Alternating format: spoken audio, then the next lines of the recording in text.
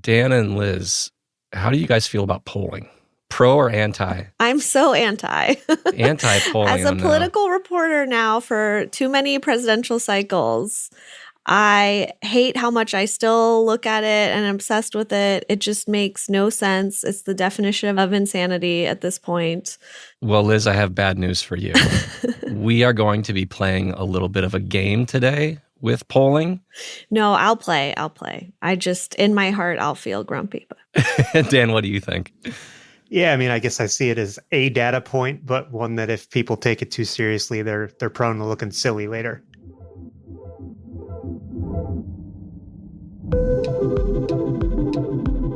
From the newsroom of the Washington Post, this is Post Reports. I'm Aaron Blake, senior political reporter and host of our weekly politics roundtables. It's Friday, February 21st. I'm joined this week by Liz Goodwin, who's a congressional reporter who covers the Senate here at the Post. Hey, Liz. Hello. And we're also here with Dan Lamothe, who covers the U.S. military and the Pentagon. Hey, Dan. Hey, thank you. So today we're going to be talking about a few big stories from the week in politics. We have President Donald Trump's sharp turn against Ukraine and its president, Volodymyr Zelensky. Then there's new Washington Post polling that unpacks just how popular and in most cases unpopular some of Donald Trump's rapid-fire policymaking has been so far. And finally, we have some reporting from Liz that some Republican members of Congress are pretty quietly asking for their districts to be spared from the government spending cuts forged by Trump and his ally, Elon Musk. To start, this week the U.S. engaged in high-level talks with Russia for the first time since that country invaded Ukraine 3 years ago. And crucially, Ukrainian President Volodymyr Zelensky was not invited to those talks. And he criticized Trump for that. Afterwards, Trump essentially picked up Russia's line that the war is Ukraine's fault rather than Russia's, and talked about this as if Russia had not invaded Ukraine. Let's hear that tape. I think I have the power to end this war, and I think it's going very well. But today I heard, we weren't invited. Well, you've been there for 3 years. You should have ended it 3 years. You should have never started it. So, Dan, Trump also accused Zelensky falsely of being a, quote, dictator in a social media post. You've been covering the war in Ukraine a lot. Can you give us a little bit of a fact check about the veracity of Trump's statements here? How much do they reflect the reality of this conflict? Yeah, I mean, just on their face, generally when you're invaded by another army, you're not the one that started the war. Just the most basic of facts involving this war. That was jarring to anyone covering this and anyone that's kind of looking for where these negotiations and the policy discussion might go in coming weeks. And what about the dictator claim? Trump said in his social media post, Zelensky is a, quote, dictator without elections, basically alluding to the fact that he hadn't stood for re-election since the war started. Yes, it's true. There hasn't been an election in quite some time. There's also been a discussion within Ukraine in which a lot of Ukrainian officials, including people that would potentially run for that office, all have said, let's basically deal with this later. We have a 5-alarm fire on our hands at the moment. And Dan, just big picture, the U.S., of course, met with Russia this week, not only without Ukraine, but without European allies at the table as well, which feels like a big foreign policy shift, the idea that the United States would be negotiating with Russia and not have these other people with a significant stake in a resolution at the table. What's been the reaction from foreign policy circles, the U.S. military community, places like that to this development? I've heard a lot of concern, and I think it actually, in some ways, echoes the war in Afghanistan and the way that ended, where you had the Trump administration negotiating with the Taliban and the Afghan government boxed out of that process. You ended up with a deal that was not really workable from the Afghan point of view. And that was a troubled ally in a lot of ways, but it still created a situation that was, kind of a house of cards that, eventually toppled. Liz, you cover the Senate, as I noted earlier, and there are a fair number of Republicans in the Senate who feel very strongly about standing by Ukraine and combating Russia's aggression in that region. There is, of course, concern that if it takes a significant portion of Ukraine, that it wouldn't stop there. It would go further into Eastern Europe. And foreign policy, I should emphasize, is something that in Trump's first term was something that Republican senators actually on a number of occasions did stand up to him on. What have you made of the reactions of Republican senators to the things that Trump is saying about Ukraine right now? Yeah, it's been an uncomfortable week for Senate Republicans on foreign policy in particular because they all go to Munich. A lot of the Republican senators go to this international security conference and they talk to all their European allies, and they come back and all these comments are happening that are just antithetical to what they've been saying since the invasion. And obviously, there is a split even among Republican senators who are more hawkish than their House counterparts. There are some Republican senators who are fully on the America First train and who talk about Zelensky the same way Trump does. But I would say it's still a majority of Republican senators who, portray Russia as the greatest geopolitical threat, or at least one of the greatest, and Putin is the aggressor, and he should be tried for war crimes, et cetera. Like, this is the kind of language that, for example, Roger Wicker uses, who chairs the Armed Services Committee there. And there was pushback from these people. They weren't saying, Trump shouldn't say this or Ukraine should be at the table. There wasn't a lot of actual policy prescriptions coming out of Senate Republicans, but they were saying listen, Ukraine got invaded and Susan Collins wears a Ukraine flag pin on her suit. That's how much she's into this, and she's kind of Zelensky's so courageous. And so there were a lot of them kind of standing up for Zelensky. I don't know what that means in terms of are they going to do anything? Yeah, that's the question I had. I was really struck, and I looked at these reactions pretty closely.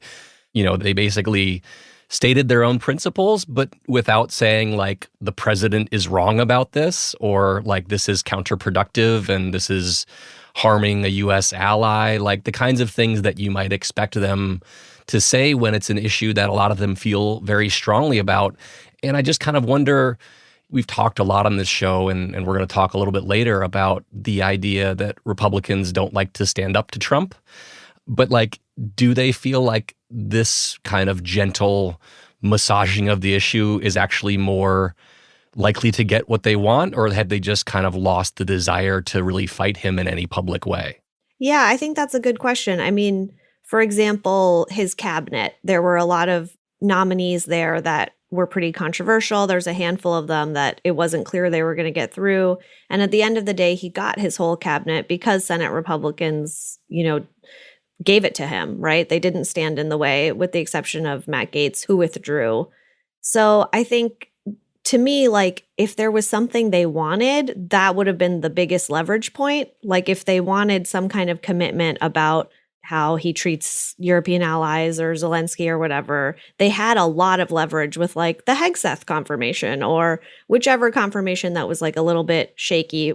I think just watching all those confirmations kind of sail through makes me think that they don't want to extract anything right now. They're not willing to pay the political price to actually extract something that Trump doesn't want to give.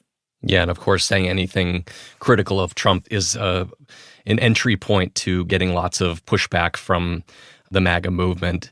Dan, I wanted to ask you about comments from one of these Republican senators that we're talking about. It was from Senator Kevin Cramer, who's a Republican from North Dakota.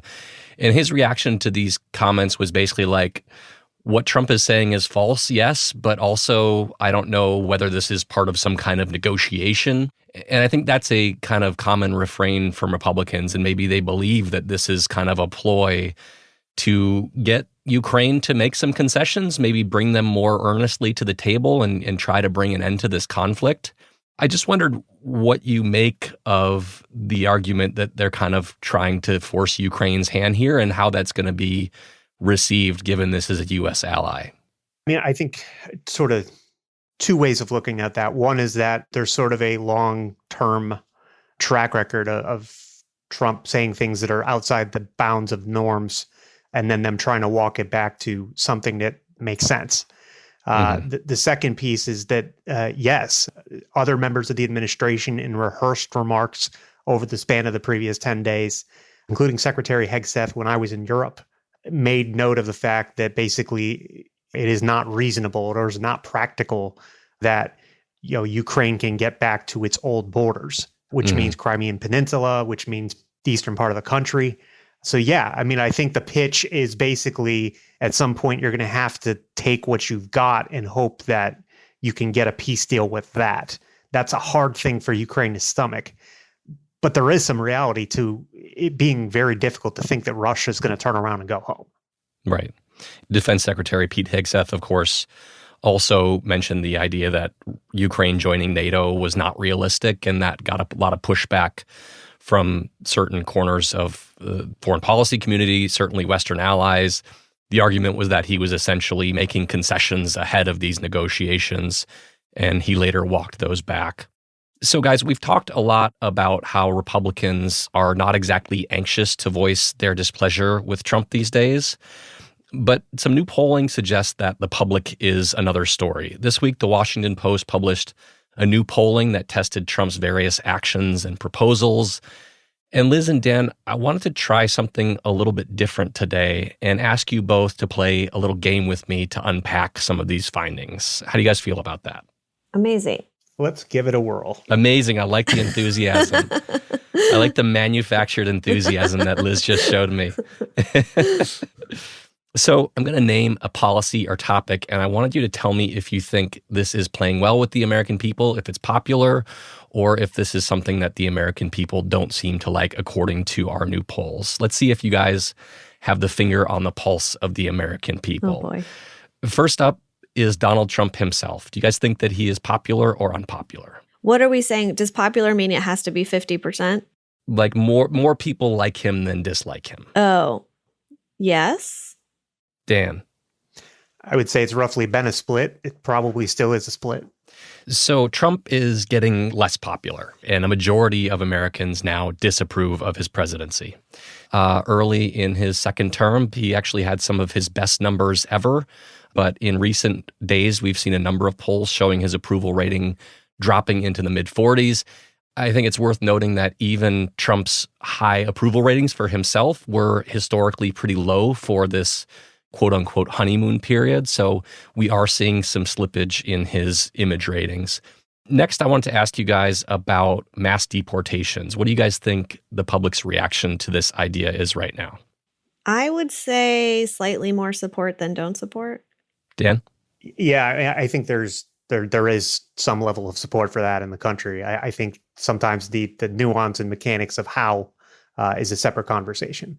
Dan, that's exactly right. And that's the point I wanted to make. So the Washington Post poll showed that 51% supported the idea of deporting the 11 million or so undocumented immigrants in this country. But what I was really struck by, and this is something other polls have shown before, is that support drops off a cliff when you name specific types of people who would be deported. People like, those without criminal records, people who came as kids, or parents who have U.S. citizen children. Those are all very strongly unpopular, and I think gets at the potential problems with a real mass deportation operation.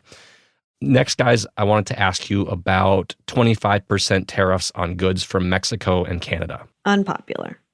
Yeah, same.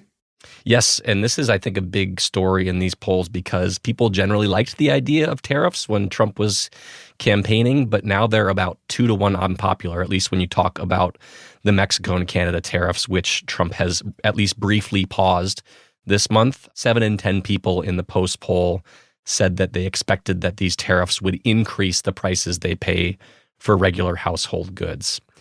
Okay, guys, next one. Firing large numbers of federal government workers. I'm going to say unpopular. I don't know, though.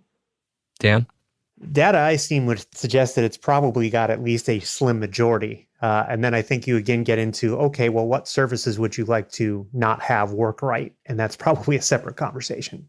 So firing lots of people, it turns out, has been pretty unpopular so far.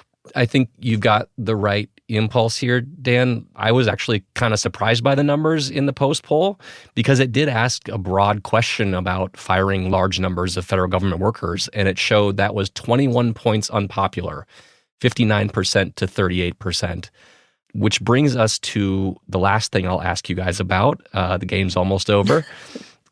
Elon Musk. How do you think the American people view Elon Musk and what he's doing with the Department of Government Efficiency? I would say he's less popular than Trump, so he must be unpopular if Trump's only in the mid-40s. Dan? Yeah, I would agree with that. I think he's probably become sort of a shield in some ways for the president. Yeah, I think that's a good read on the situation. Musk is increasingly seemingly a problem for the Trump administration. We've seen Musk in recent weeks kind of falling out of favor with the American public, but our poll actually shows Americans say 2-1 that Musk having a prominent role and shutting down federal government programs was something that they didn't like. His personal image is also 15 points underwater. So I think we're seeing why Democrats are focused so much on Musk, because he is less popular than Trump is right now, and he's certainly harnessed a very big profile in the Trump administration right now. So what do we win? I think what you win is the gratitude of our listeners for being such good guessers, but you guys did a very nice job. And if people want to read about these numbers and more, they can read my story. It's called Trump's Honeymoon is Over, and you can find that on thewashingtonpost.com. So just to kind of wrap up this segment, you might have seen a pattern emerge here, and that's that a lot of the splashy policies that Trump has rolled out in his first month are actually pretty unpopular. You know, the only things that do seem to be popular are like tariffs on China, the mass deportation operation, but we talked about the caveats on that one. Liz, is there concern in the Republican Party that all these controversial actions that he's taking are eventually going to be a problem for them? And is that something that Republicans are starting to talk about, in Congress right now?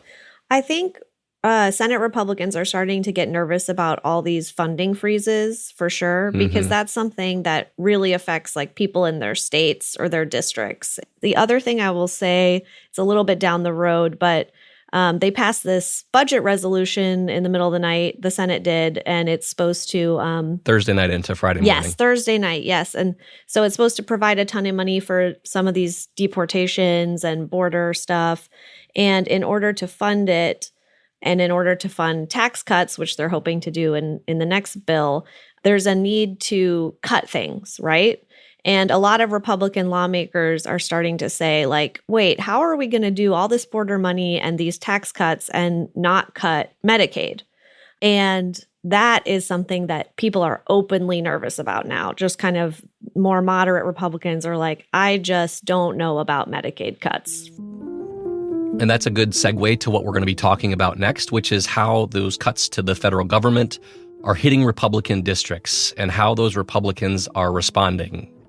We'll be right back.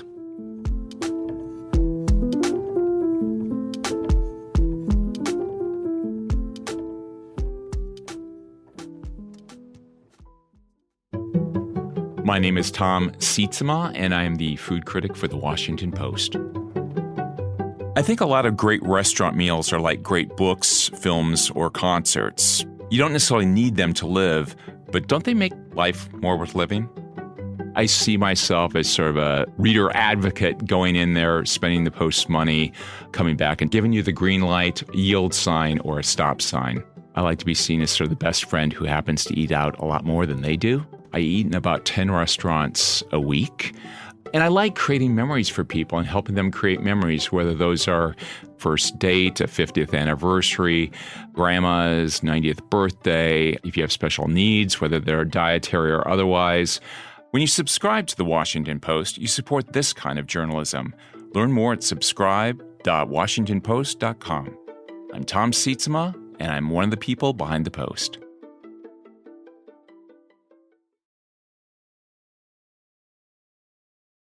So guys, one major theme of Trump's second term that we've touched on a lot is his sweeping effort to cut government spending. This has, of course, been a big initiative of Elon Musk and the Department of Government Efficiency. And this week, Liz, you reported a story that I thought was really interesting about how those cuts are being received by members of the Republican Party and some kind of unease that is emerging with this level of cutting that's taking place. Can you just run through your reporting and what the major findings were? Basically, a combination of all these executive orders that have frozen broad swaths of funding that Congress has already appropriated, and the DOGE service, Elon Musk's group, that is going through canceling contracts. They're getting into the pipes of every agency, and they're just canceling things or freezing things, which there's a lot less information about how much is going on there. But senators, kind of like the People magazine spread, like senators, they're just like us. Like they also are trying to figure out what is going on, what has been frozen, what is permanently gone versus what's going to get released.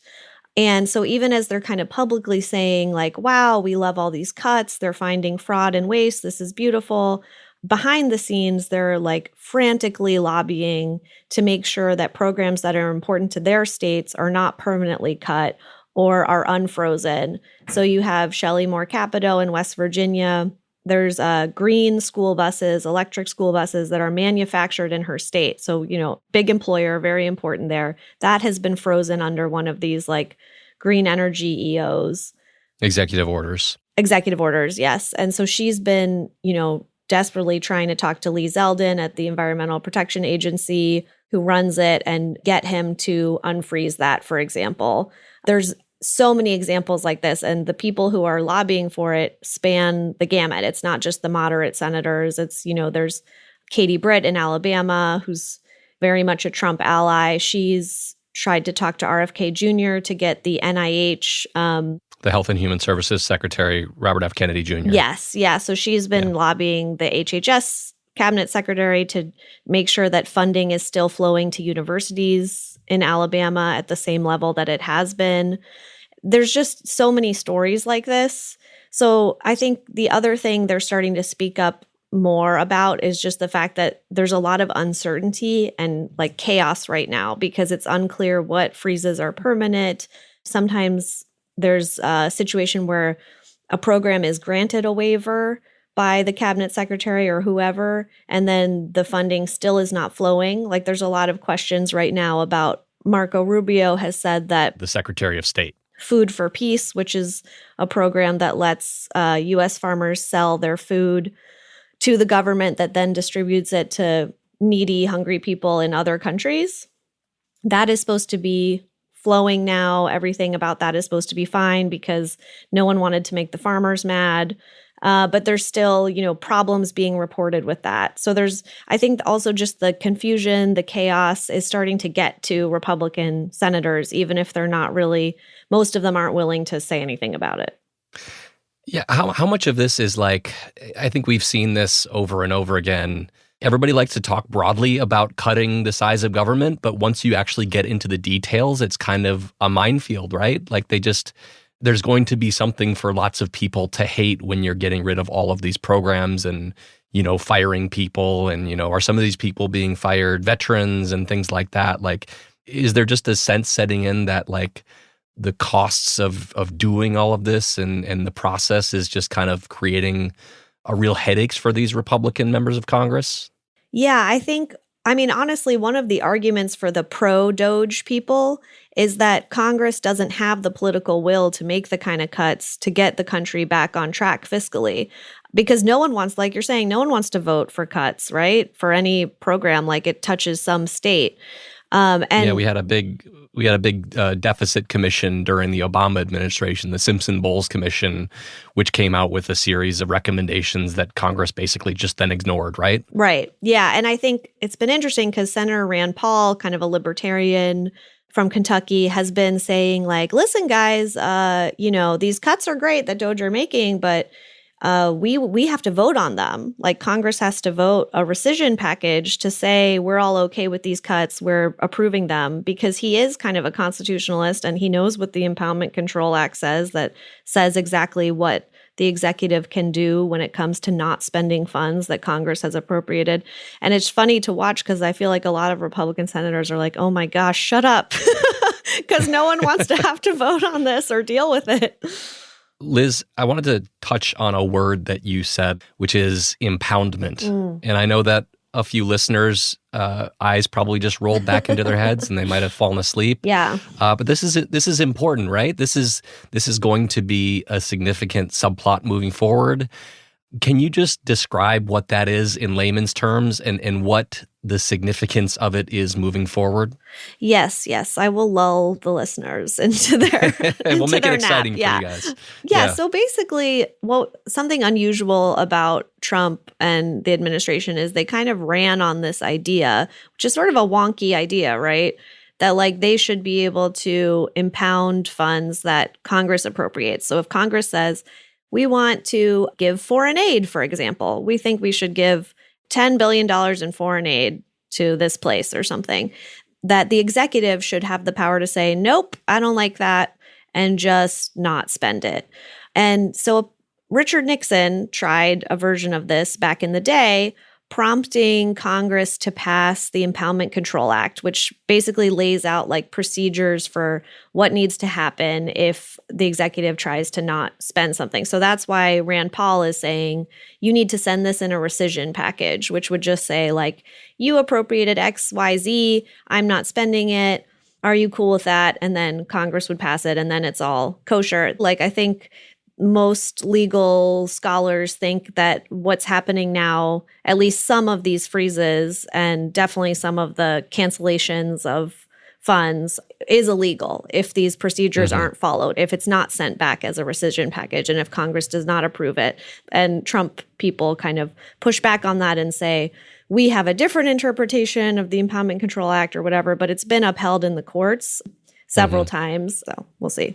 Yeah, and that's the tension here. Like the things that the Trump administration is doing have been halted by the courts because they pretty transparently violate the existing law that's on the books. But then the Trump administration says, well, we don't think that law is constitutional. And so there's a whole court process that takes place to decide who is right about this. And basically, that's what the administration is trying to give itself more power by challenging these laws, by doing these things, right? Right. So, Liz, this might be a basic question to you, but it's something that I've been thinking about a lot, which is, isn't the upshot of this, to the extent that the Trump administration is allowed to just freeze the things that it doesn't want to spend, isn't that just going to mean that Republican, things that Republicans want in Republican districts get, a pass while Democratic priorities don't get a pass, and that, we could see kind of a whiplash in what actually gets spent every 4 to 8 years when the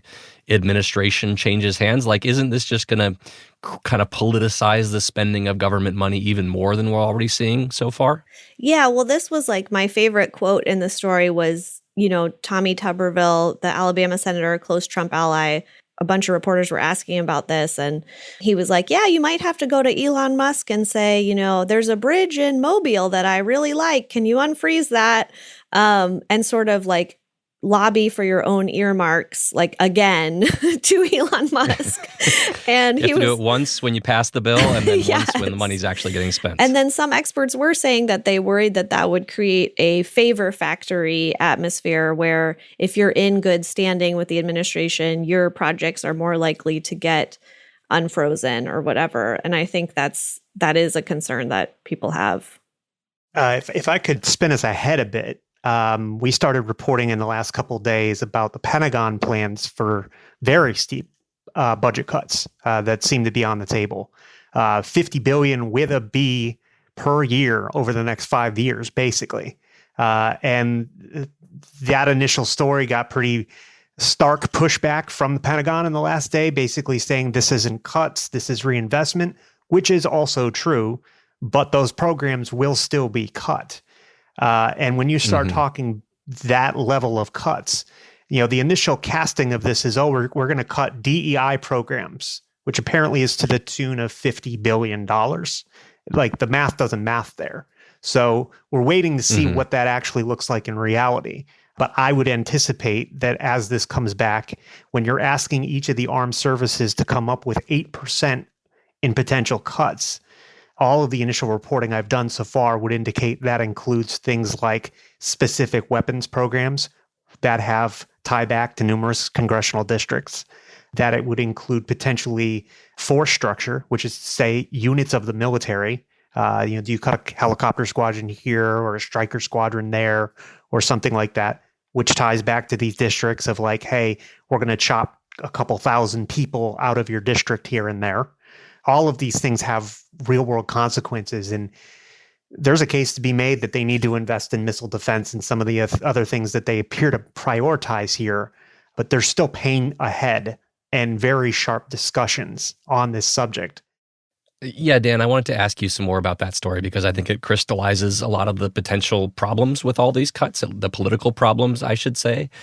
You know, as somebody who covers this kind of thing and has for a long time, how unusual is the idea of these big cuts, reallocations, whatever you want to call them? I think that the trend for many years has been that the defense budget grows and it just kind of repeatedly grows. Like, what's the kind of unusual factor here? I think the most striking thing to me is that the Republicans are taking this effort. Right. It used to be Democrats who would push for, Bernie Sanders. Obama administration, for instance. They went in, they cut the size of the military, actually drew down the number of troops in the Marine Corps and the Army in particular. And they also cut some very expensive programs. There was one thing that comes to mind is the Expeditionary Fighting Vehicle. It was this big armored vehicle that was supposed to be able to go from ships to shore in an invasion, replace some very old vehicles that they had. It ended up way over budget, way after schedule. And then Defense Secretary Bob Gates put it on the chopping block. That was one of the things that went. But those sorts of decisions generally were criticized by a lot of the Republicans at the time. So to now see a discussion, and I think this is where it'll come into play in coming days, do they come back 10 days from now or a month from now and say, hey, we're actually probably going to have to draw down the size of the Army by 5,000 soldiers, 10,000 soldiers, something like that. And then is that palatable in 2025? And I'm waiting to see how that plays out and how it's cast. Can they make the case that that's good use of taxpayer dollars and still strong on national security? And I think you're going to see some bartering on the Hill on this. Yeah, it's going to be something that's fascinating to watch. But that's all we have time for today's episode. Thank you so much, Dan and Liz. Thanks for having us. Thank you. Liz Goodwin covers the Senate for The Post, and Dan Lamothe covers the U.S. military and the Pentagon. If you're tuning in via the Campaign Moment show feed, please make sure that you're also following Post Reports and The 7 for even more politics coverage throughout the week. Today's episode was produced by Laura Benshoff and mixed by Justin Gerrish. It was edited by Lucy Perkins and Rachel Van Dongen.